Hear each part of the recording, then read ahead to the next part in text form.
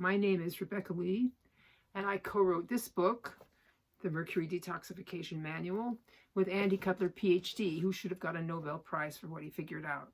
And a whole lot of that information is right in here. It is about how to detox from chronic mercury poisoning. Chronic mercury is a huge undiagnosed epidemic. Andy was a bit like the voice crying out in the wilderness about this, and so am I.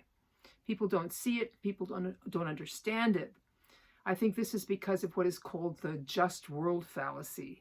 People cling to the idea that everything is fine and nothing really bad can be happening. If you take a look at history, that is clearly not the case. I mean, the arc of the universe does perhaps bend towards justice. It's just that the bending takes time, and in the meantime, a whole lot of people have been poisoned.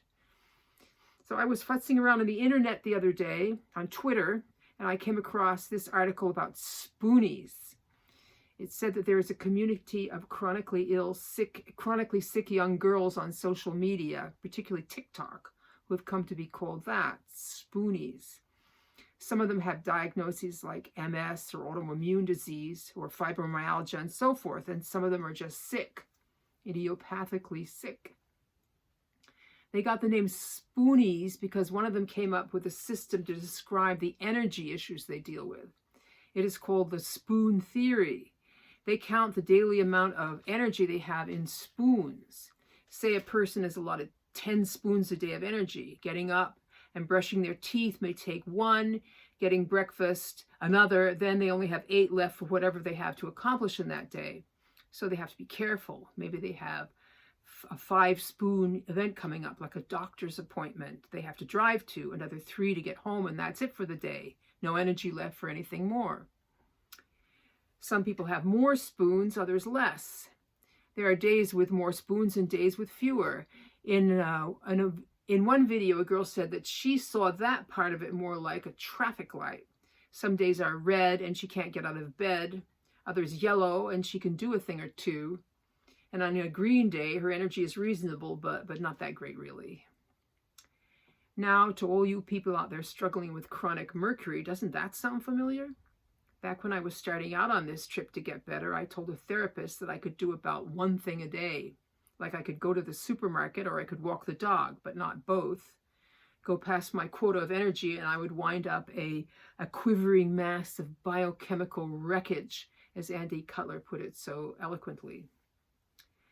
After about 1.5 years of chelation, I posted in the Facebook support group that I had had a day that had gone as follows. My cell phone stopped working, so I wanted to go to the AT&T office in the mall. I went to the mall's back door opposite where I was living on College Street in Burlington. The escalator to the 2nd floor was broken, and I had to walk a long way around and take the stairs. When I got up there, the office had moved. I had to go all the way back down, go home, get my bike, and ride it to the new address. A bunch of other things happened. I can't remember what. The main thing, though, was I got through it all without having to sit down on the floor and burst into tears.